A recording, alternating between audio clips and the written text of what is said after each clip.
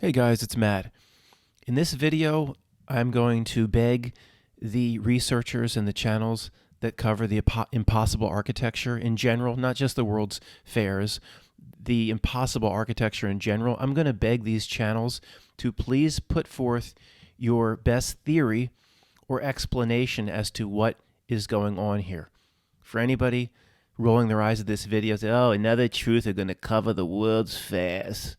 Another wood. Yeah, I'm not going to cover the World's Fairs. It's being covered. I've covered it in the past. The exhibition of 1876 because it was in Philadelphia, and I had somebody I interviewed, or was a friend of the family who's now 80, who was in some of those buildings before they were torn down. So I'll talk about that again.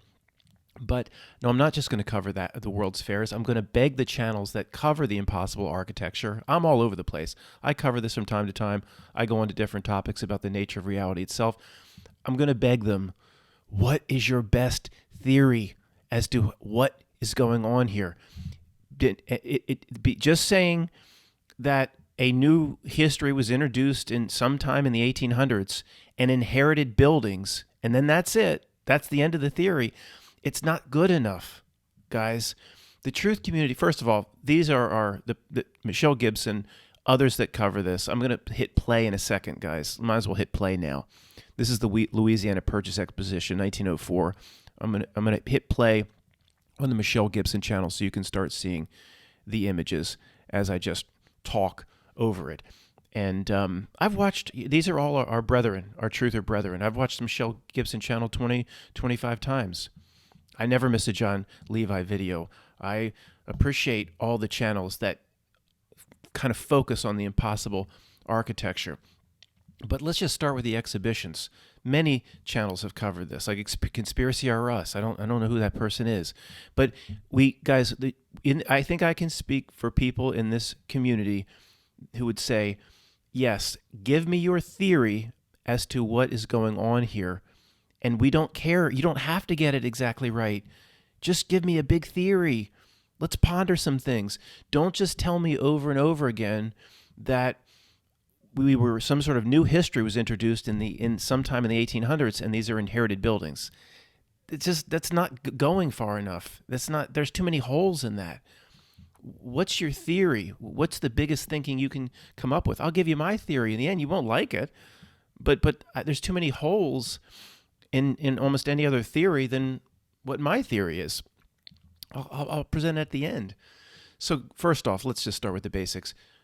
I watch these channels. I appreciate what they do, the incredible level of research, and these are my brothers in truth. I'm not trying, if I say the wrong thing here or get flippant, you know how I can get sometimes, make some jokes. I'm not trying to cause some sort of battle or war between truth channels. And I'm just asking you to come up with a bigger, grander theory than telling me over and over again our history was reintroduced in the mid-1800s in inherited buildings. That's like, it's not quite Russians hacked the election, Russians hacked the election, Russians hacked the election, Russians hacked the election. But we don't need to hear that. What is your theory? Nobody's going to hold you. If some truth channel that covers this stuff says there was a group of aliens from the Palladians that came down and built these buildings at a certain period of time, then they just morphed out of here like the last scene in Stargate, I would say thank you. Thank you for offering a theory as to how this came to be. Okay, nobody in the truth community is going to hold you over the fire and say, oh, that theory's got it wrong, or I don't like that big thinking. We appreciate big thinking. Don't be afraid to come up with your theory. If you think aliens built it, say it. We'll appreciate that. But don't just play it safe and stop at step one and say, timeline reintroduced 1800s inherited buildings. That's not good enough anymore. You know, some of my theories are, crazy as shit, but I'm not afraid to say them. Okay, so let's start with the basics. Okay, all these channels that do this, I consider you a brother. I'm not trying to pick a fight. Okay, most people watching this will be like, yeah, Matt, it's time for these channels to come up with their theory, no matter how out there. Number two, there's no doubt about it. None of this could have been built per anything we understand about what reality is. It's simply impossible. We agree, right? I covered the 1876 exposition in Philadelphia. Again, the endless pictures here, the Michelle Gibson channel. I'll leave a link. If I'm going to mirror over an entire video, I'm certainly going to leave a link. she knows someone or something that got pictures from a whole book on the 1904 Louisiana Purchase Exposition, St. Louis, Missouri. And okay, it doesn't matter. 1904, Pan Pacific, 1915, San Francisco, 1876, Philadelphia. You have the same repeating themes. There's no way the buildings could have been built. Even in 1915, this is after the portable diesel engine, electricity, they still couldn't have been built in the time frame or how they say. There's so many problems with these stories. And it's not just the World's Fairs. It's all the impossible architecture. Go back to the Colosseum in Rome, or the Great Pyramid, or the Parthenon. It's a lot of the channels that cover these World's Fairs.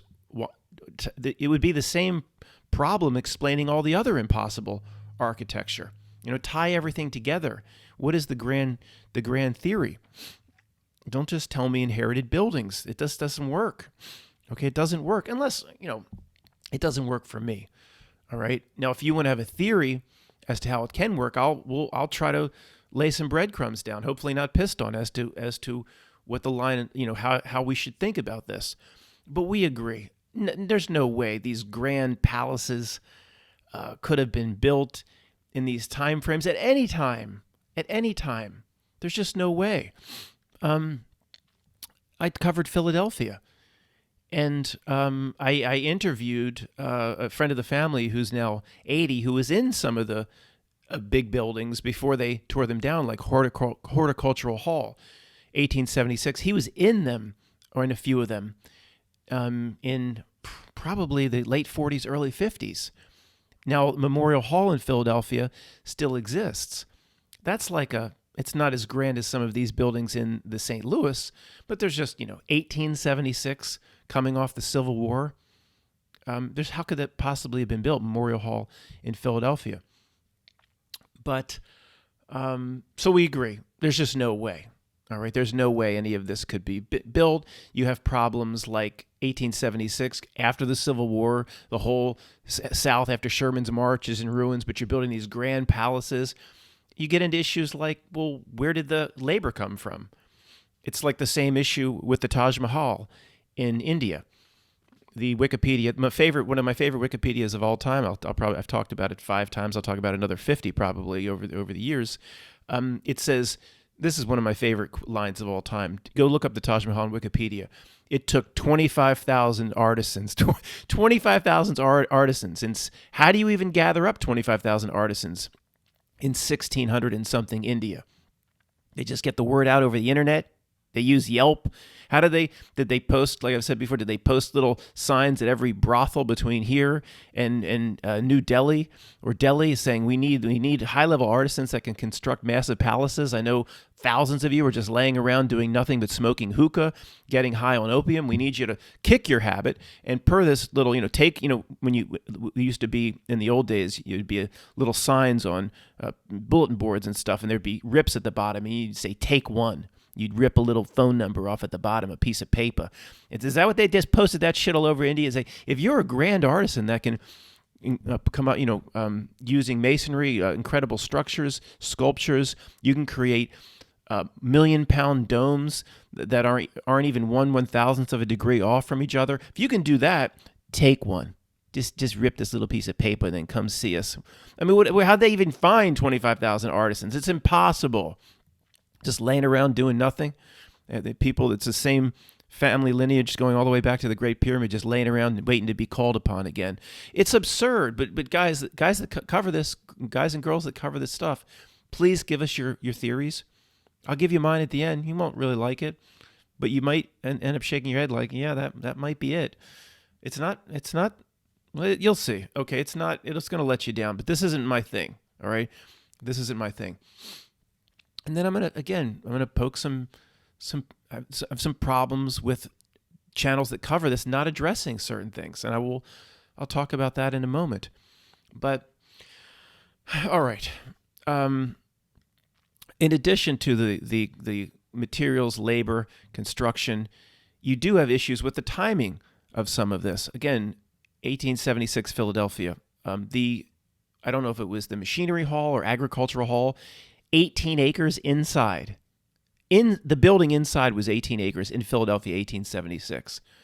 Now, somebody for 1915 San Francisco could say, "Well, Matt, they had portable diesel cranes and this and that," and even it doesn't explain it, because where do you get the skill and the expertise, or the Taj Mahal artisans to come in and build this stuff? Just they laying around the Mission District in San Francisco. They're up in the what's it called? Eddy Street. I don't know. I'll think of it in a second. Just laying around up in the Marina District. Where do you get these people? So none of it could have been done, and especially not in the time frame where they mine the materials. And if anybody's screaming at this presentation, say, "Well, Matt, there's a whole, some of the people that cover this saying that a lot of it was facade, or some, I don't know what you like, plaster of Paris or styrofoam," or no, most of the people that cover this believe, or through the research, it was real materials. And the pictures show there a lot of pictures are from afar, but the pictures show it is real materials. Now, even if it's not real materials, that palace that or 18 acres inside or whatever, the palace with all the sculpturing and the top of the oh, look, they had a little marathon during the exhibition. Isn't that nice? The top of the columns still have all that ornate sculpture, the leaves and all that. I mean, how would you even do that even if it's a facade? How do you do that in 1904, 1915, or 1876? So it seems like these are real materials, guys. And the reason for that, it's overwhelming that they're real materials, because it's almost just as hard to do it fake. Well, how do you do that? But you can go to Memorial Hall in Philadelphia. I've talked about it before, the Please Touch Museum for kids. I don't know if it's open now or what. I'd like to go down there at some point, because they have a small model of how the World's Fair was in 1876 inside Memorial Hall, Philadelphia, the Please Touch Museum. But it's real giant stone, everything's stone. You go just like across the way in Fairmount Park, Philadelphia Museum of Art. It's all real. It's all stone. You can go touch it. So if Memorial Hall, the original building that exists from all these fairs, if that's all real stone and real craftsmanship and real sculpture and granite, stone, marble, soapstone, masonry, whatever, then they all were. Well, Matt, they built one for real and the rest were just styrofoam. No, okay, enough said on that. So there's just the other hosts of problems. I like the two biggest problems with these world fairs, assuming any of this could be done at all, and you had all the builders and masons and artistries and artisans just laying around doing nothing, waiting to be called upon for the next gigantic job. Or would you like to recreate the Parthenon 50 times over? Then take one, rip this off at the bottom. Two biggest problems is, one is, I've already talked about, I won't mention it again, the post-Civil War Philadelphia, like the whole South in ruins, but you're going to build these grand palaces. That's just ridiculous. I'll provide my theory at the end, guys, of what's going on here. You won't like it. Again, the purpose of this video is not for me to solve it. This isn't my area. The purpose of this video is to beg the channels that cover this to provide big thinking as to explain all the problems I'm going to present in this video. And if you're wrong, no one's going to hold you to it. Think around two corners, and then three, and then four. So the other big problem that is just hilarious is 1915, the Pan Pacific, San Francisco. You got two big problems there with that one, where they built all the same thing, grand palaces and all buildings with 15 acres inside and all this stuff, flying a plane around inside, and all this stuff they say happened in San Francisco. All these wonderful things happen in these world fairs and these grand palaces, these buildings constructed all of glass when they shouldn't have been able to basically build a log cabin back then with donkeys and mules and hammers and jackasses and ropes.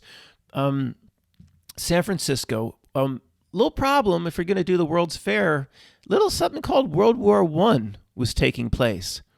So they say, of course, all these World's Fairs carry the same story. Millions of people attended. Well, where'd they stay? Would they have a bunch of DoubleTree hotels and Sheratons and Hiltons and Fairmont hotels and just all this? Where'd they stay in San Francisco if 2-point-something million people came through Pan Pacific in San Francisco in 1915, from like February to December of 1915 or whatever it was? Even if there was a place to stay, they just lie out in the dirt in tents. There's no place to stay for millions of people. Do you ever see what's it called? What's the I'll think of it in a second. There's no place for them to stay, but there's a little problem called World War One, and so that would have kept. I would say minimum would have kept all of Europe from coming to the San Francisco Expo, but anybody that needs to sail, the millions of people, how do they even get there? You know how long it would take just to get up to San Francisco from Argentina or Chile or Mexico? It would take months of travel back then. Have no Chinese bullet trains where the train hovers over the rail at 300 and some miles an hour. How would you most people would have to sail. Well, those German U-boats won't bother us. Oh, come on, Fred, pack your bag. Those German U-boats won't bother us. We'll just put a big sign on it, going to the World's Fair. World's Fair, San Francisco Pan Pacific Expo or bust. Just paint that on the side. So when the periscope comes up, they'll say, don't blow that boat the F out of the water. They're just friendly people going to the World's Fair. Well, Captain, couldn't that be a facade? And they're really transporting ammunition and musicians, and not musicians, but munitions, kind of under the guise of going to the World's Fair? Yeah, it could be full of explosives going against our German war effort. Blow it the F up. Nobody would go out and sail anywhere with these stories of U-boats and who's the U-boat commander. It would never happen. You could create all these palaces in San Francisco for 1915. You get like 40 people showing up. There would be no problem with hotel room space. But they say, whatever they say, 2-point-some million people. I was thinking of Deadwood. I think it's called the HBO series Deadwood. Now, you watch Deadwood, and the Deadwood movie, guys, they made 10 years later, is actually pretty good. If you watch the Deadwood series, season 1, 2, 3, about the Old West, and that is very believable. There's a lot of history that points the Old West was like that. Just you can't take your guns in town, that kind of thing. Well, Deadwood, there's one hotel owned by that creepy mayor. It would be like, San Francisco wouldn't be like that, but there'd be like 4 or 5 major hotels in 1915. Where do you put up 2 point whatever million people? They'd be sleeping out in the dirt in the Mission District. I was thinking of Eddy Street, the Tenderloin. They'd be sleeping up in the Tenderloin. People in their $1,000 suits alongside the bums. So there's nowhere to house them. Nobody would ever travel. It would take months to get there. If you came up from Central or South America, or even it would take forever to get there from Phoenix or from Houston or Dallas. Nobody would sail because of World War I. World War I official start is sometime in 1914. So you build all these palaces for nothing. There's a lot of problems beyond just creating the architecture with these World's Fair stories. Okay, guys, continuing the theme of begging the channels that cover this to provide the grandest theory, the biggest thinking. Nobody's going to hold them to it. Here's a little bit of a problem, all right? You can't just say, new timeline, 1800s and some, inherited. That's not good enough. You got to go farther. Please, you got to go farther. Like I've said before, now maybe there is an explanation for this, but what is the grand theory? I have a family tree book. I've said this before, that the final revision that my family holds says final revised 1902 or something. It's not. It's my mother's side of the family, which is German and English heritage, related back to the most famous relative is Clement Seymour, the night before Christmas. And all through the house, not a creature was stirring, not even a mouse. Oh, Matt's related to Clement Seymour. I knew this was some sort of shill channel. That's what the system used to paint the picture of modern-day Christmas. Absolutely. That's what the system used to paint the picture of modern-day Christmas. I don't know. The Moore family comes through my mother's, not German heritage, but English heritage. You want to hold me that? I don't know. I don't. All I know is in the damn family tree book. It's not an original of him sketching out the night before Christmas, but they have like a copy of it. Anyway, it was started to be put together a long, long time before 1902 or 3 or whatever. It's his final revision. And it's like pages like badly bound together. It's nothing that came off a printing press. But a big section of it is who married whom, going back to 1600 and something. Okay, fine. This reality. I'm a guy that says this world's not very real. This reality can pull a lot of reality breakdowns off, and I'm not saying it's impossible. You can't say to me, "Well, Matt, you're the one always talking about reality breakdowns." Well, why does you're obviously in this section you're alluding to the fact that your family tree book doesn't mention anything about a world plasma event mud flood reset. It just says who marries whom from 1600. Doesn't say anything about some massive problem in the world. So fine, I agree with the number of reality breakdowns. I'm not saying because the family tree doesn't mention a world cataclysm or a mud flood or anything related to what these researchers cover. I'm not saying it didn't happen because of my family tree book. If you're Mandela affected, you've seen reality change in front of your eyes. Reality can pull anything off, in my opinion, just because my family tree. But the point of this video is then, guys, what's your theory? Michelle Gibson or others as to how Matt's family tree book. Now, it doesn't matter with the theory. I just need you to come up with a theory. I beg of you. The theory, I might not like it. It might be, well, that's Matt. You just mentioned that Clement Seymour was a relative of yours, so of course, there's part of your family heritage is compromised, and for part of the family tree book that you're holding, it's real, but it was faked. They took out the sections just so that, I'm not. That doesn't make any sense to me, but at least it's a theory. I'm begging for any sort of theory. How does my family tree book not mention a world cataclysm, going back to who married whom to 1600 and some? I mean, at least what. I'm not going to say any theory has just as much merit as anything else. But at least if these channels said, Matt, you're Mandela affected, if reality can just change, well, then you telling me your family tree book doesn't mention a mud flood, that doesn't mean anything to me, because maybe that was Mandela affected. I would say, okay, thank you. Maybe I don't buy it, but thank you for the theory at least. See where I'm saying? I'm not criticizing the theory or any theories as much as the lack of going there. So, but nevertheless, that is reality. We've seen a bunch of breakdowns, but there's still some rules here, not as many as I thought. But Matt's family tree book there isn't a page like right in the middle that says, we'd like to note the entire world had a plasma event or a mud flood and hundreds of millions of people were killed. And here's a few pages, I'm not even going to say the family names I'm associated with or whatever on the German side, but it's like so-and-so wrote about it. Here's what happened. One day all this mud started flowing in, and there's nothing about it. Okay. How's that? I mean, how do you explain that?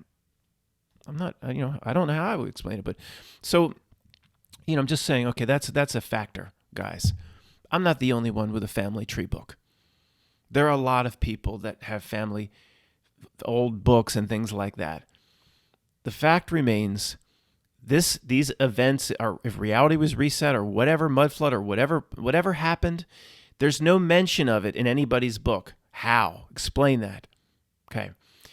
The other problem with the main problem, of course, with inherited buildings theory, whether it be the exhibitions, Philadelphia City Hall, is where somebody somewhere, and I've gone over this before, somebody somewhere would have recorded it, would have written it somewhere. Is the control structure that perfect that when these buildings existed out west from all these, the Palace of Fine Arts in San Francisco had been out there from an ancient Tartarian civilization thousands of years ago, and the old Western guys went out with the Clint Eastwoods and the good and the bad and the ugly went out there with their 6-shooters and their horses, and they're like, look at these grand palaces. They've been out here, man, for thousands of years. There was a civilization here, that whether it be there or anywhere in the world, Philadelphia City Hall, nobody wrote it down. And the control structure, the Hillary Clinton control structure, is so perfect that they were able to gobble up every piece of written history where some settler somewhere came across a building that existed here in the United States or anywhere else in the world, wrote it down, didn't have to. Well, Matt, if it was put into a library, will they control that? Well, maybe it wasn't all put in a library. Maybe it was just put into somebody's personal family tree book like mine. Maybe it was a note shoved under somebody's couch. But somebody somewhere, if these buildings were here, and I'm the one that I'm real open to reality breakdowns, but there seems to be some rules here. I don't think the Hillary Clinton type minion jerks would be so good. Everybody that came across a building that was here, an inherited building, there would have been thousands of people that wrote thousands of things down or sketched it or drew a picture. Look at this palace that was in, what's this? Sketched it and then left it at home and didn't try to give it to the Library of Congress. There isn't one piece of evidence. And again, if you're saying, well, all this stuff about I'm not being open-minded enough, again, I'm asking these channels to go there. It's not about what I think. I'm open to almost anything. Yeah, I'm not going to say that again. You understand where I'm coming from there. Even the sculptures you're looking at now, these are only one out of hundreds of thousands of people can sculpt something and make it look. If you asked me to do it, it would look like three gigantic. Here, sculpt Thomas Jefferson for the World's Fair, Matt. It'll end up looking like three turds glued together or something. I mean, you have to be a master to make sculptures. Where'd those people come from? So it's all impossible, no doubt about it. But the problem with it, there's other problems with inherited buildings theories. And I was about to apologize again to these channels. If you don't understand where I'm going, then I can't. These questions need to be asked at this point. Okay, we're kind of the way the world is going. We're kind of out of time as to figuring certain things out. The real information has to supersede niceties at this point. If my presentation is not kind enough, other problems are. At least from the World's Fair perspectives, you had the buildings that represent the countries, and many of the buildings that represent the countries look like what was from that country. So you have inherited buildings thrown around very loosely and kind of recklessly around these World's Fairs. Well, how is it inherited buildings if in 1876 Philadelphia Exposition, the centennial on the 1776, the Japanese house was a big pagoda representing Japan? See what I'm saying? That's not an inherited building. The Japanese house for the World Fair is supposed to represent Japan, looks like Japan. In another World's Fair, the Swedish house supposed to represent Sweden, looks like Sweden. If it was an inherited building from Dotari, they wouldn't give it a shit about that. See what I'm saying? So, again, if anybody's saying, well, Matt, that's small thinking. Well, there could have been 6 or 7 or 8 major palaces, and then to make it look like a World's Fair, they built the Japanese house. They built the Switzerland house. And but then let these channels give me that theory. I shouldn't have to provide the theory. That's the point of this video. So you have that issue. The Japanese house, again, from the guy I interviewed who's 80, that was one of the last buildings to exist. And they kind of recreated it in Fairmount Park. There's still something there, a pagoda. He remembers when the original one was burnt down in the 40s or the 50s. So you have a building that represented, and if somebody said, well, Matt, the building in this fair that's supposed to be the New York State building, that's just some grand palace that doesn't represent New York State. I agree. There are a lot of buildings that couldn't have been constructed in the time period or the frame in which they're constructed, that these grand palaces, and that don't really represent the heritage or the history of that state. But there are a lot that do. Particularly the Asian or the Chinese or the Japanese houses. Okay? So one of the other big problems on inherited is Philadelphia itself. Okay, the same thing. Horticultural hall, machinery hall, agricultural hall. Like you walk in, 18 acres inside. There's no possible way they could have built a few years after the Civil War. But you have, Philadelphia. You have hundreds and hundreds of scholars, artists, engineers, lawyers, all sorts of. If these, you can't tell me the World's Fairs are inherited, and then that was all up there on Fairmount Park in 18. There's a lot of people, this heritage, who live in Philadelphia who can trace their heritage back to pretty much 1776. There's hundreds or thousands of Philadelphians. But there was all these palaces up on Fairmount Park behind the Art Museum. Nobody wrote it down. Nobody told their kids. I've said this many times. I was held, the way I like to put it together, I was held by my great-grandmother when I was born in 1970. She passed just a year or so after. But she was born in the late 1800s, even as early as like 1892. We called her Grossi. Okay, so if you just do that one more jump back, you're basically at 1776. So you only need to tell 2 or 3 or 4 family members going forward in the future. These grand palaces were up here in Philadelphia when we got here, or Philadelphia City Hall there's this gigantic palace type thing that was here. You also have to cover up all the hundreds and hundreds of sketches of Philadelphia from across the way in Camden, from Jersey, sketches of Philadelphia from up on the Fairmount Park Plateau. Every single sketch or painting of early Philadelphia doesn't show Philadelphia City Hall. So the Hillary Clinton minion types they got to all the artists and they just said, you don't want to paint that in. We're trying to cover up that these buildings were here. That just when you paint Philadelphia, just make sure you don't paint that in, or the men in black will come and see you. How do you explain that? Hundreds and hundreds of early pictures of Philadelphia. There's no Philadelphia City Hall. Everybody's in on it. Everybody was given instruction not to paint it. Every time somebody didn't get the instruction and painted Philadelphia City Hall in an early depiction of Philadelphia, then the men in black came up with their erasing minds pen and they just took it out of the maybe they took it out of the museum the way Dollarhide in one of the Hannibal Lecter movies just ate the Red Dragon painting. They just destroyed every evidence of anybody that sketched early Philadelphia that showed Philadelphia City Hall. So guys, you understand there's a lot of problems. All right.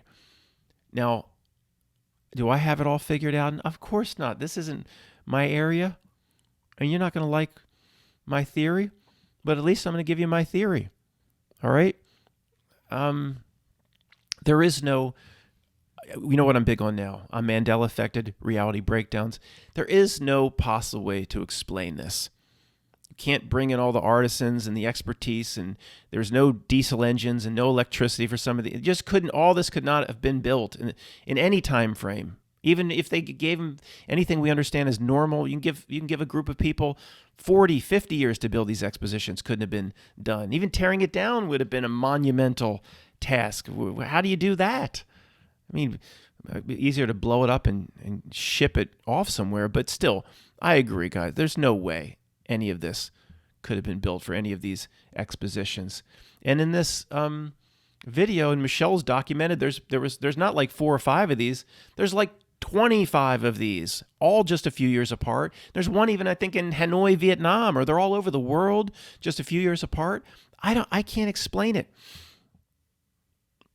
Just want to talk briefly about how this, on the face of it, seems like the greatest way in the world to wake people up. And we know how useless that is, and we've discussed that at length as to why people just can never come forth to see anything that we see.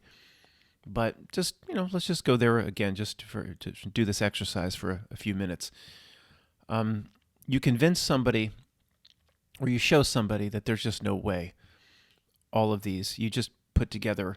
I would love one of these channels, like what's happening now, this slideshow from apparently, again, this book that Michelle Gibson got her hands on outlining the St. Louis exhibition. If there was a video of somebody that covers the impossible architecture that would literally just compile, like pictures like this, compile, flashing more quickly than this, every impossible architecture building, and I mean, going back to the Parthenon, not just exhibitions, everything, 1,000 images in 1 hour, just flash, flash, flash with the date. Then I would really like to take that and show that to somebody and saying, explain this. Let's really think this through. Could any of these channels put together 1,000 images and just show one after the other, after the other, after the other with the date? And you would think that would crack anybody. You could show that and somebody would say, there's just no way that all could have been, in any one example, it can be explained away. I've talked about recently the Cologne Cathedral. And for those that didn't see the video on it, we just do 1 minute. It's like nothing that can be described. in terms of its grand nature. It makes these exhibitions look like nothing, just like little tents. And obviously we know the grand nature of these buildings, these palaces, and Horticultural Hall in 1876 in Philadelphia. It was not torn down till about the mid 1950s, and the guy interviewed, friend of the family, was in it. And he's the grand glass that goes all the way up, fully mature palm trees from all over the world. Just 1876 after the Civil War. Of course, like here I'm doing the same thing again. But back to Cologne that I've covered recently. It's just this massive alien thing. You come around the corner, so to speak, just to give you a tiny sense of what it's like. I was there in 96 or 97 on the way to the Oktoberfest. Just a bunch of young corporate guys going stop by stop, a hurt yourself tour. One guy, when we went to Amsterdam, partaked in the red light district every night and blew through his entire wad of money. I wanted no part of it. Very just girls were beautiful, but sleazy. No interest whatsoever. Sorry. So you come around the corner, so to speak, and this thing can't even be hidden by any corner. You just go, what is that? You know how like in the first Independence Day did a good job of Will Smith goes out to get the paper, and there's the massive nature of this dark ship over all of Los Angeles. It gives you an idea of the scope. It's that sort of thing. You go, what is that? This picture, the little tiny dots are people. I can't give you any sense the massive nature of this building until you see it. Now, here's the point of me making this presentation on Cologne again. In any one example, this gets back to the shotgunning 1,000 image. In any one example, the people or anybody is going to be able to explain it away. I was in the darn thing. You could fly a small plane around inside it. I could explain it away. Well, some king or some pope or something used all the resources they had available, and you just figure, if it's a one in a lifetime, they could get this done. I know. Who knows? They just spared no expense, like the guy that did Jurassic Park. Spared no expense. Brought in every artisan from the Taj Mahal from India, smoking hookah, and they just somehow did this. You don't really think about it when you're there. You marvel in it, but you don't think that it was beyond their means, because when you're there, or with the mindset of any normal person, this reality has rules. And of course it had to have been done in some way with ropes and pulleys and something we don't understand, but it had to be done in a way that fits inside the bookends of reality. Of course, nobody's inside Cologne as a regular tourist thinking outside the bookends of what should or should not been able to be done in the real world. But you can kind of point is you could just write it off. But when if you could put these things all back to back to back, like if you could in a magic invisible Wonder Woman plane fly somebody, just after we get out of Cologne, fly to another one. You could do 12 or 15 of these in one day as a tourist. You would get a sense that there's just even seeing just 12 or 15 of them, there's no way this could have been done time after time. Then you show potentially 1,000 images and perspectives of these, then it could give someone a sense. Obviously, if just shotgunning the images would be very impactful on a lot of people, just showing it to your friend. But here's the point of this section.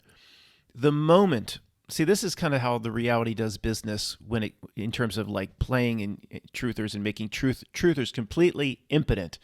The moment you mention inherited buildings from a prior grand civilization towards Tartaria, even if that's true, the moment you mention it, we're done.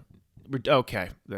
You were getting somewhere with me, Matt, showing me these buildings all the way back to the Taj Mahal and beyond us, and going back to the Great Pyramid. All this stuff created with donkeys, burros, ropes, chisels, and hammers. You were getting somewhere, but now you're going just crazy. Here you go again. Here he goes. Inherited buildings. So once you go there, you're done. You are done. So I don't know. Somebody could say, well, Matt, the person that they talk inherited buildings, they're talking to the truth community. I agree. I'm just saying, in general, you want to talk to anybody about this, you just don't go there. You don't go anywhere. You don't have to give them the answer. Just say, ponder this, how this stuff could not have been built. Well, and then what they'll do is, of course, my favorite syndrome of all time, take me to the last page of the book syndrome, or show me the story's end syndrome. Okay, you got my attention. All these things couldn't have. Here's a video that shows 1,000 of these buildings, and with the year, and I agree. I don't see how all of them could have been made with hammers, chisels, donkeys, asses, and burros. So what happened then? See, then you got to show them the last page. They demand the story's end. This is a mental defense mechanism that the masses around us employ. You've got to show them the last page of the book. Oh, you don't have all the answers? You can't show me exactly how it happened and why it happened? No, I just want you to see how it couldn't have happened. No, that's not good enough. If you can't show me the story's end, then I will, in my defense mechanism that I'm going to employ, then I'll use that to write off everything you've ever said. That's when people will go, well, why would they lie to us? Or, well, why would they do that? Explain that. I'm like, I don't know. There's a lot of possibilities. I'm just showing you what is. But then if you can't explain the story's end and put all the pieces together, this happened with me not too recent ago with a family member about all the spying. This is probably a while back, about all the spying, and the whole Snowden story is complete BS. It's just a habituation, and constantly putting out to everybody that every click is being watched, every like that is being recorded. Even phone conversations are all digital. And, once you get to somebody and somebody says, well, I have nothing to hide, I'm not doing anything wrong. You think, well, why would they do all that? Why would they do all that? And, and it goes it's not about looking for a ism suspects or whatever. The monitoring of the human being in terms of every action, every click, every email, every voice, everything recorded, we'll talk about that some other time and ponder the theories there. To me, it's much more along the lines of an AI creating a actual simulation of basically like a parallel world simulation where your character or your strawman probably appears in the simulation in your real name with your same social security number, and getting to the point where it can predict what you're going to do before you do it. And to do that, it has to study every move of every person, every traffic camera, all going into, this is a way out theory, and I'm straying a little bit from the purpose of this video. We'll talk about that some other time. But you mentioned, but this is a case with a lot of our truth stuff. So in here, you mentioned inherited buildings. You've lost anybody you're trying to, quote, wake up or talk to. And that happens with a lot of the things that we present. Usually the way the system is laid into the truth community and how it's been used is there'll be one element that's necessary in our conversation, but one element that the normal guy or girl on the street would find completely insane. And that one element, just one part, is found to be insane per the way the masses think. That will destroy any attempt to go any further with you and trying to understand what you're presenting to them, if that made any sense. Okay, genius. What do you think? You complained enough about the channels that cover this not going anywhere. What do you got? What you got? Take care of yourself. Mind yourself. All right. Well, can't say my area, but I have been known to dabble in issues regarding to the underlying metaphysical nature of reality. So let's go here. So I don't even know what I'm going to say. Trust me, I have no notes here. Take care of yourself. Okay. Now, first thing that comes to mind is to always go back and look at it from as far away as possible. Get up in your hot air balloon and fly up. Get away from the specifics of exhibitions and Pan Pacific and fly up. Okay, as you get farther and farther away from it, to me, there's no difference in impossible architecture of exhibitions and then Philadelphia City Hall and all these. But then you get far and far away. We bring in the Roman Colosseum, Parthenon, and then you go back to the original of the originals of impossible things, the Great Pyramid of Giza and the Sphinx and all that. So in terms of coming up with a theory, I think all of this has to be looked at collectively. So for anybody that's going to form an opinion on the impossible architecture as to explain it, you have to, I think the first fork in the road is, will you look at it collectively, the exhibitions all the way back to the Great Pyramid and the other 1,000 things in between, including the Cathedral of Cologne, all of which could not have been built using what we understand about known reality. First fork in the road is it all one, or are you going to make a differentiation? And the way I see it, the only difference is obviously the shapes are different and the construction materials, and what you're looking at now, the pyramid doesn't look like Cologne. But the main difference to me is there a backstory associated with it? So for the exhibitions, of course, you can go to Wikipedia and say, this is the lead, there's a story there. This is a main difference. There's a story. Here's the lead architect. Here's suppose the amount of workers that they had working on the exhibitions. Here's how many years in advance it took. 2.5, 3 years, they were all done, which should have taken, 20 years. And there's always a backstory on Wikipedia where for the megalith sites around the world. Now, there's also a backstory on the Cathedral of Cologne. It'll say it was started under Pope so-and-so working with Queen or King so-and-so. But the backstory kind of goes away over time. So you get to the megalith sites or the ancient wonders of the world. Well, maybe that's not right either, because there's a backstory on some of the ancient wonders of the world, like the Colossus at Rhodes. But say let's just go to the pyramid, or the Pyramid of the Sun and the Moon in Mexico. There's no backstory, and not just some vague that the Egyptians did it, or the Incas did it, or the Mayans did it. I'm not talking about some vague notion. I'm saying nobody signed their name to this thing. Whoever built this thing, and we'll go there if it was even built. Is it a part of reality itself? We'll go there in a minute. But see, no builder signed their name to this. They didn't sketch in hieroglyphics in a few tablets at the bottom of it. Well, this was a little bit about our society who did this, and nothing. Nobody signed their name. It's all guessing as to what Egyptian pharaoh did this or that. It's all nonsense. They don't know. Ramses the First, or they don't know. And then it's the same with a lot of the megalithic sites.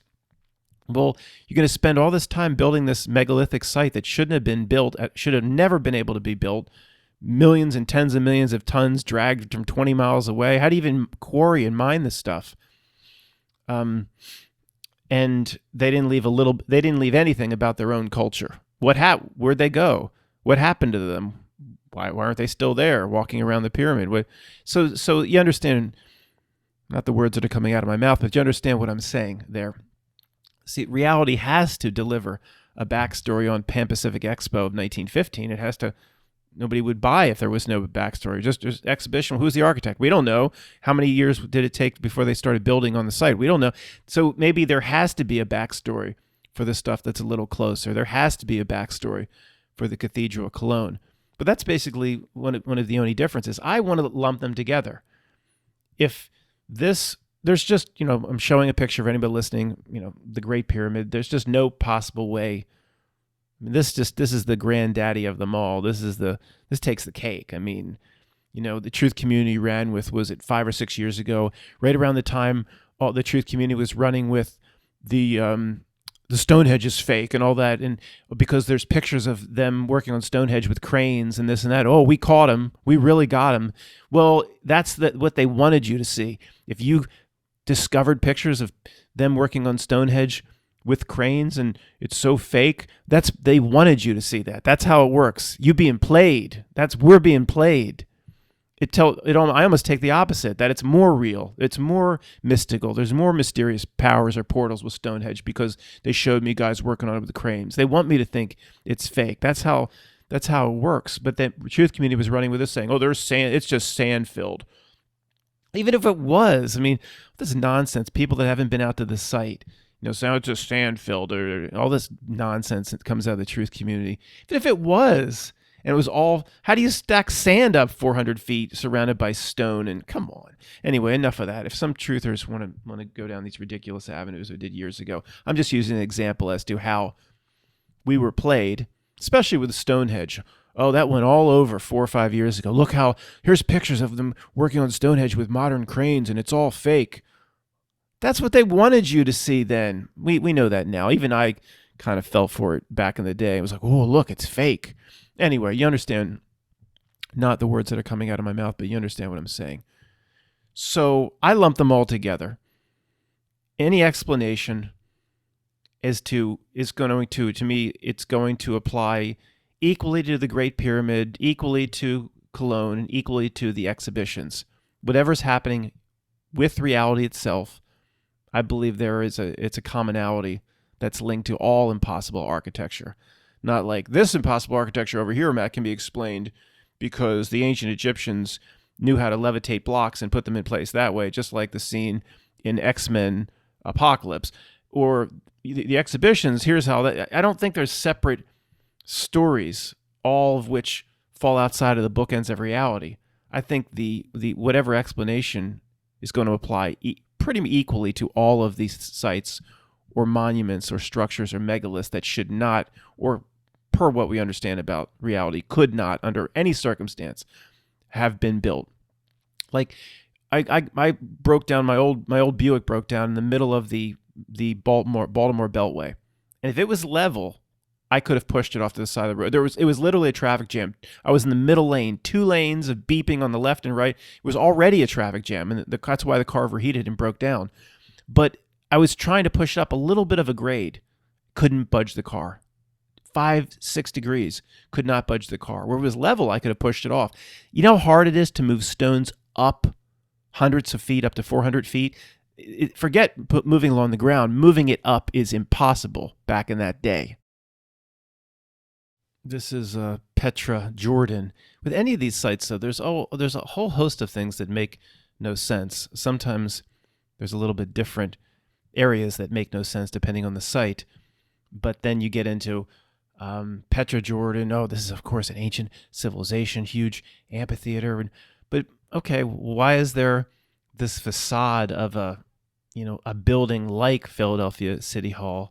Well, Matt, don't you understand? This proves mud flood. Why is mud flood and Tartaria always tied together in a truth presentation with impossible architecture? If I look at a building or I say an exhibition couldn't have been done in that day with the tools available to them, or I look at a building like Philadelphia City Hall, 1870 to 1900, that could not have been built. It's hundreds of millions of pounds or even tons or whatever it might be. Why does that have to be tied into mud flood? Why does that have to be tied into reset? Why does that have to be tied into... I can understand more why it's tied into a past civilization like Tartaria. That makes more sense to me, of course. Well, if something can't be built, there is a whole civilization and people here that had the technology to build it, or were able to make stone the equivalent of as light as a feather, then put it back to stone, or had techniques that were not available. I understand that. I don't understand how the ancient architecture why does it have to relate to mud flood all the time? One's a mud flood, one's some sort of a reset or a cataclysm, and one's buildings that shouldn't have been built, whether it be this or Giza or the exhibition of 1915. And the other thing about 1915 in San Francisco I didn't even mention is, forget World War I. The whole city was supposedly wiped out in 1906. You want to go where, honey? The exhibition in 1950, that place they were all killed. Just about 9 years before, they were all killed. We ain't going there. They say here in my tabloid post, another big one's coming. They wouldn't have gone, they would have to rebuild the whole city plus do an exhibition. It's so absurd. I didn't even mention that.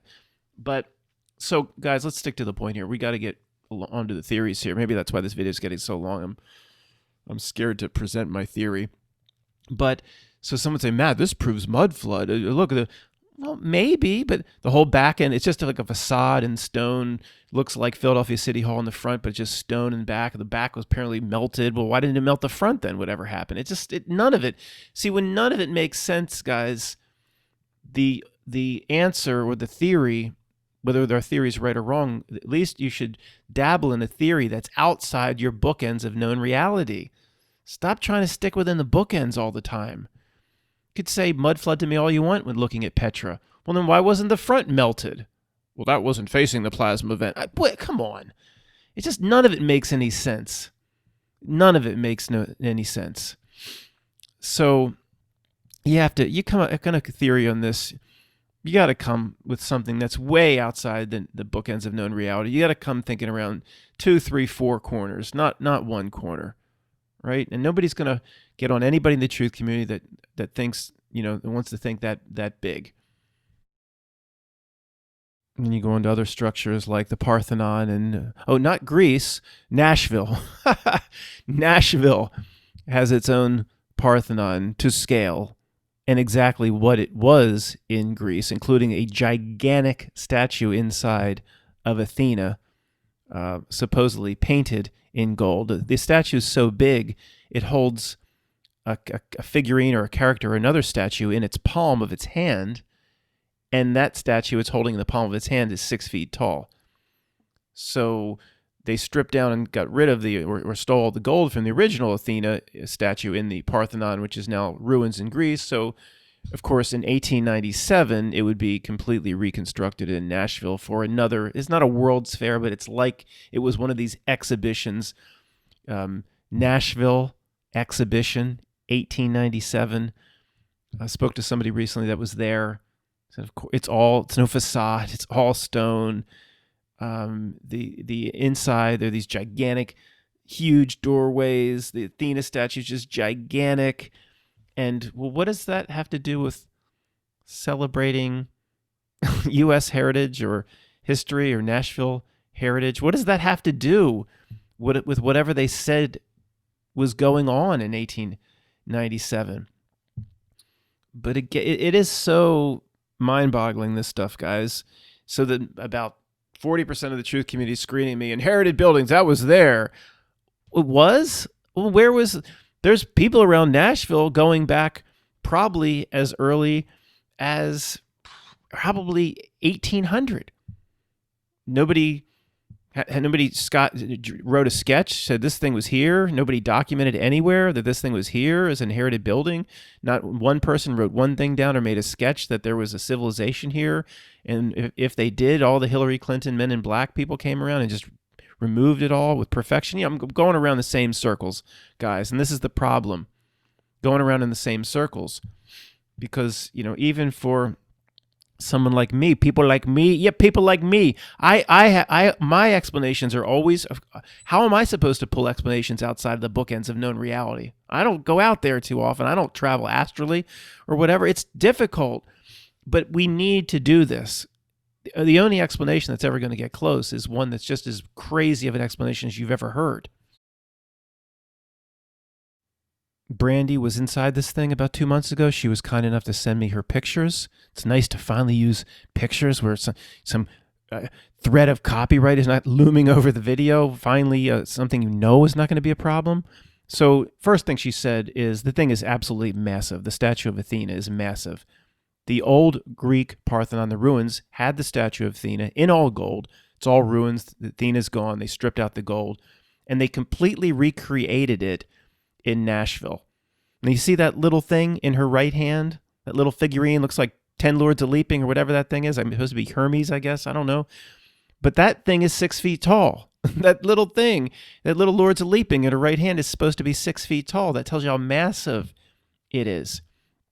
And let's not lose the point here. Whenever you want to do an exhibition for Nashville that celebrates the region, the history, heritage of the region, the United States, it makes perfect sense to put a shrine to Greek gods and to recreate, ancient Greece, and as they always do, ancient Rome, when you're supposed to be celebrating the region. Oh, they had a giant pyramid there as well. That's no longer there. That just was too obvious. They had to get rid of that.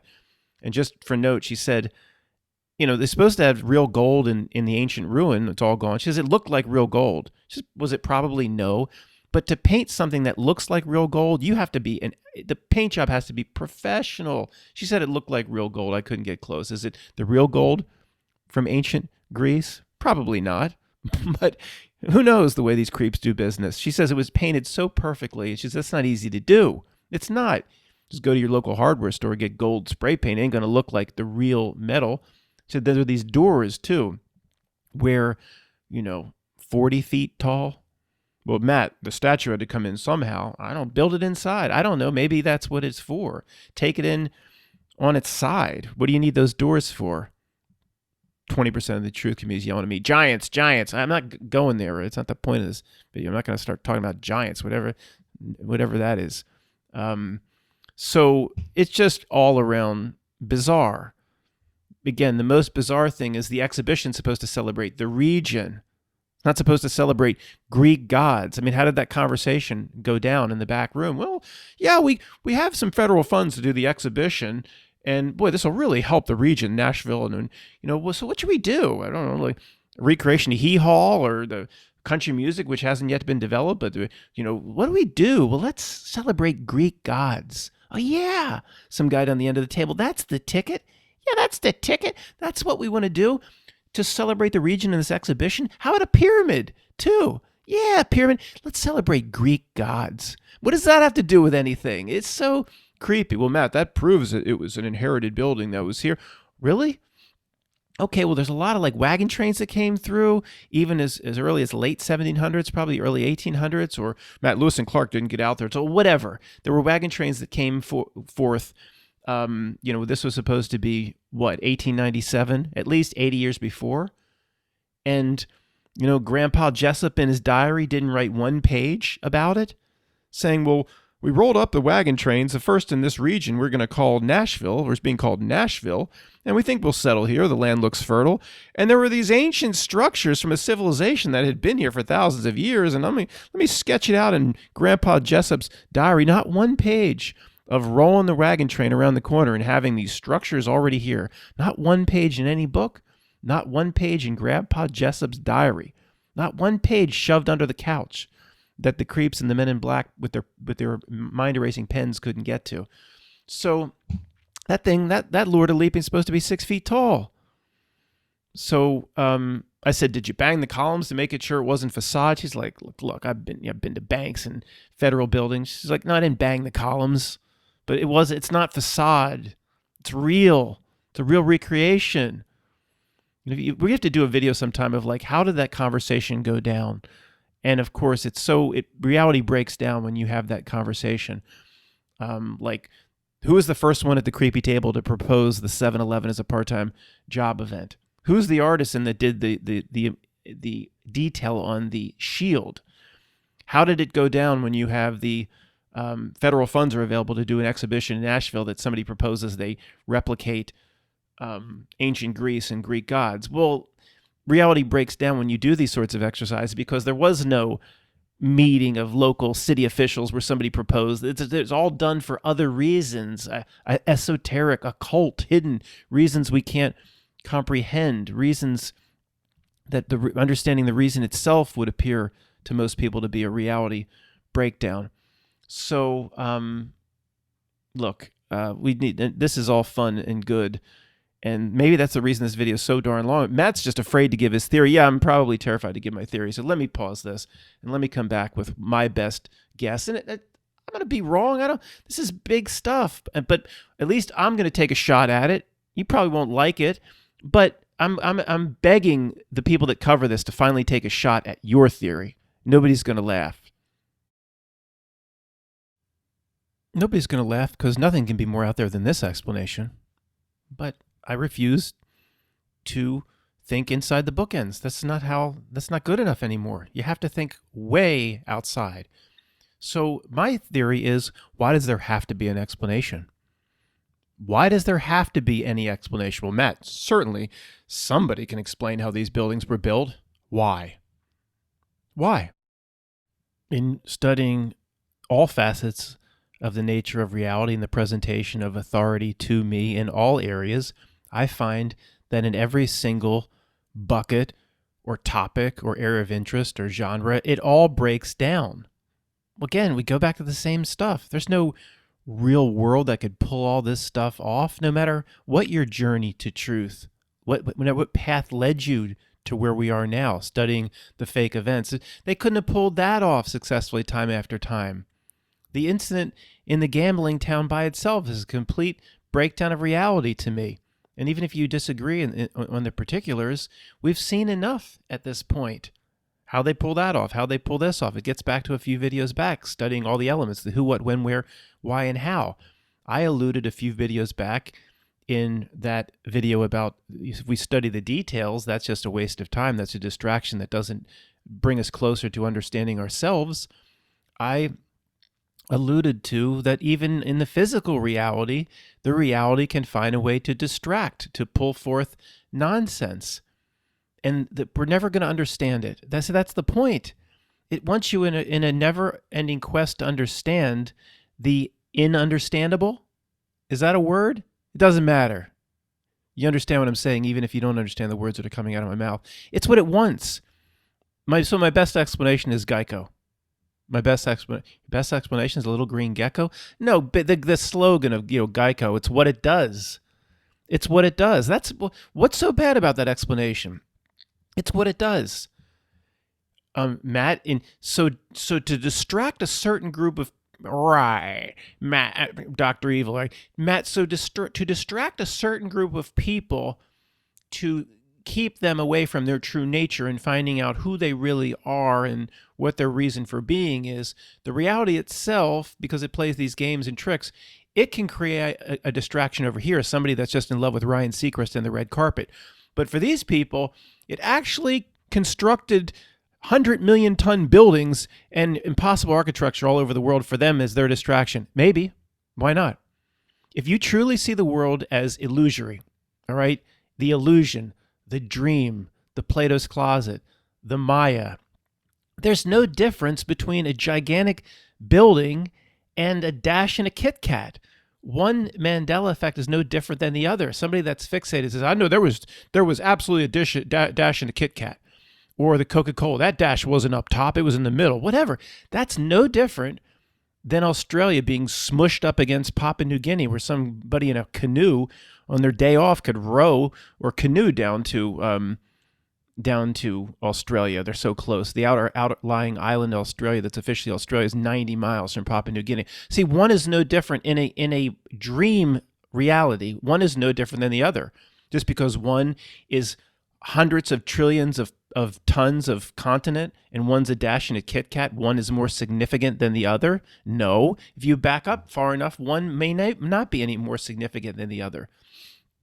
And this is where the reality hijackers or the minions or the a-holes or the jerks and the lone scums, that's the anagram for Elon's Musk, the new scent of cologne available for the next holiday season. See, they'll hijack reality at the last inning.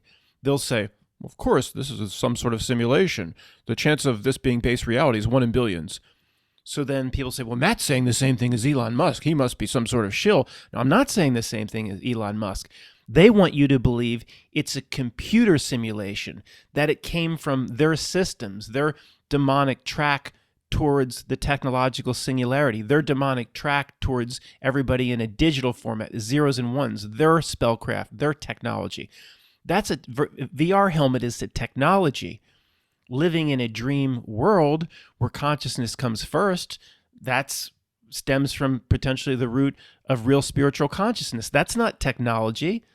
So if I say reality is an illusion or a hijacked dream, that's not what Elon Musk's saying. He's saying it's a technology. He wants you potentially to convert the reality the way it really is, the dream state that we're here, whether we chose to come here or we're stuck here or whatever, the dream state that's here, and some call Maya.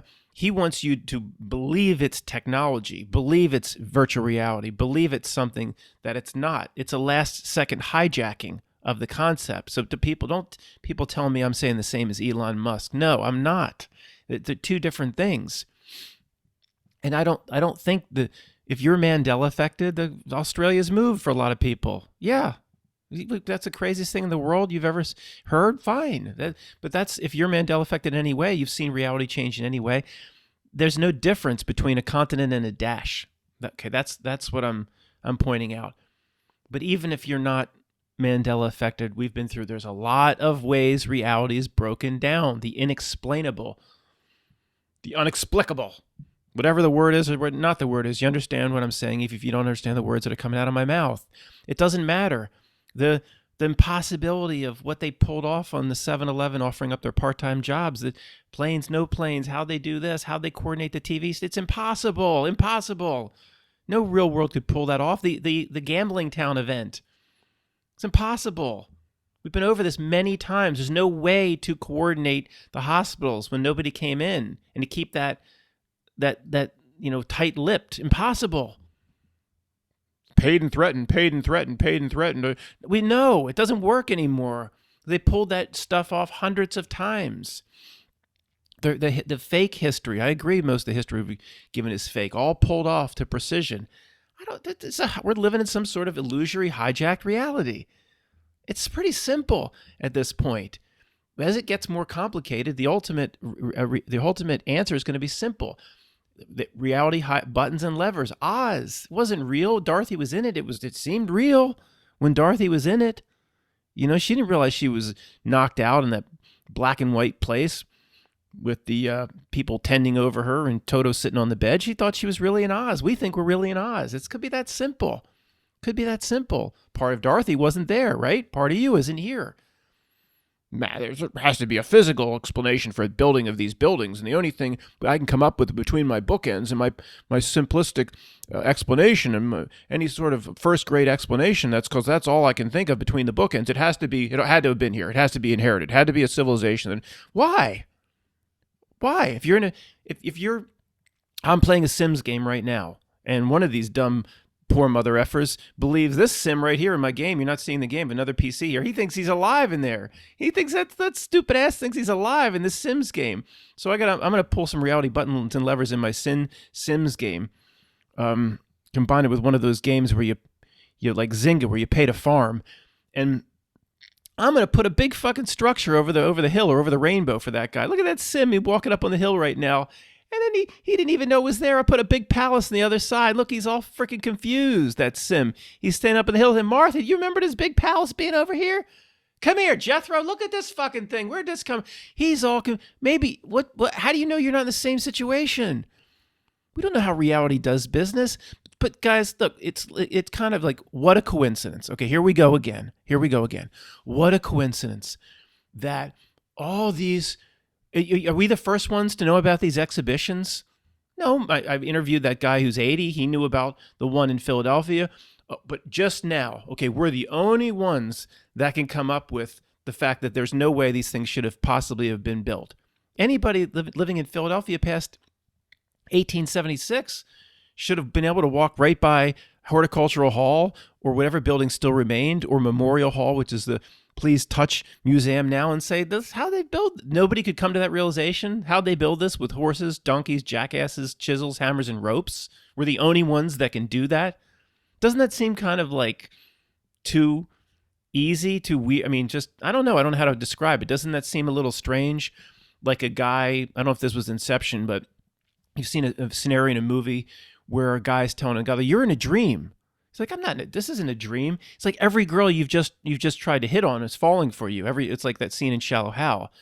It's like, so you can believe that all of a sudden every supermodel wants to fall down for you, or you can start believing me that you're in a dream. See, at some point, the reality itself becomes so ludicrous that somebody the rational person would say, yeah, you know what? This may be a dream. Going back to what was talked about a few videos back, about what a coincidence that Princess Diana died in August of 1997, and Princess Diana, who was Wonder Woman, died in a comic book August of 1997. And, the point is, guys, the list of absurdities that I've then documented in the book, which I don't know, what is it, up to like 1,000 list of impossible coincidences, impossible synchronicities, impossible gematria showing up everywhere, the list of absurdities. So we're going to go through all that for 10 years impossible things being pulled off, ridiculous things, Princess Diana, Princess Diana. We could do this over and over again. Everybody out your window believing the Russians hacked the election still 4 years later. But see, buildings, they're real. See, that doesn't apply to buildings or real structures. Why not? Your new Delta Talchi name is Pinto. Why Pinto? Why not? Why not? What? So just because I can pick it up and drop it on my foot, the reality breakdowns can't apply to that. Why not? The list of absurdities, it's too long. It's too long.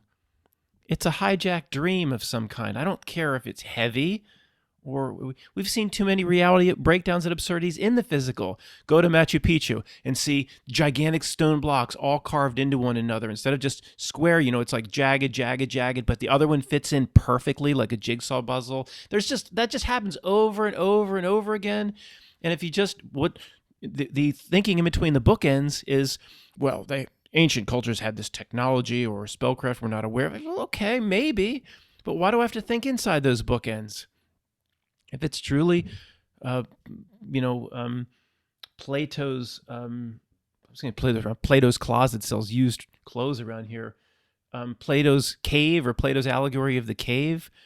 It's just a truth drop. I don't believe there's some guy named Play-Doh, that just created all this great stuff and wrote it down. Who saved his stuff? Who saved it? Where was it saved? It's reality itself has to deliver these truths in different ways to show you. It's the event horizon. It shows you. If there was this brilliant guy named Play-Doh along thousands of years ago, who saved his stuff? Did he just hide it under the rocks the way Arya Stark hid Needle? So she could get her sword back. Who saved his stuff? Nobody would think it was that great. So this guy wrote about people in a cave just like looking at shadows. He's like, this ain't shit. I'm not saving this. Throw it out. Use it for kindling. Nobody would. It's not that good. It's not that good unless you have the perspective on reality we have now. It's carried through time by reality itself, in my opinion. Like the old age-old question: if a tree falls in the woods, nobody's around to hear it, does it make a sound? If there's no real consciousness observing it, does it make a sound?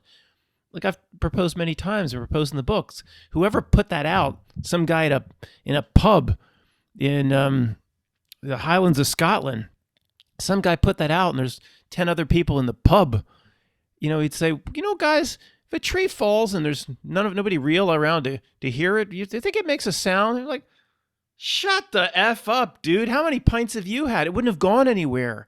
It only makes sense in the viewpoint of where we've evolved to, in understanding the quantum nature of things, or fluid reality, or things that can change based on observation. It only makes sense now. It's not good enough to carry itself through history, nor is Plato's cave, nor is Plato's closet. But it does, because reality itself, or even the minions playing their role, a role they probably maybe have to play, see to that it's carried through. See, the truth drops have to be carried forth, carried through. That's how you know this place isn't a prison planet. There's too many good things that have to be carried forth for people that are awake enough to notice. So merrily, merrily, merrily, row, row, row your boat. Life is but a dream. Just complete truth drop. We talked about that many times. But just when people are starting to forget about it, it put it in a major Star Trek motion picture where the three of them, Kirk, Spock, McCoy, of all songs and all the Ginjoids and all the world to sing around and sing. Spock, we're going to teach you an old one and a good one. You go, row, row, row, and I'll follow behind you, row, row, row. For all the songs and all the world, that's carried forth. So another generation is reminded to row, row, row your boat. Shit is carried through time on purpose.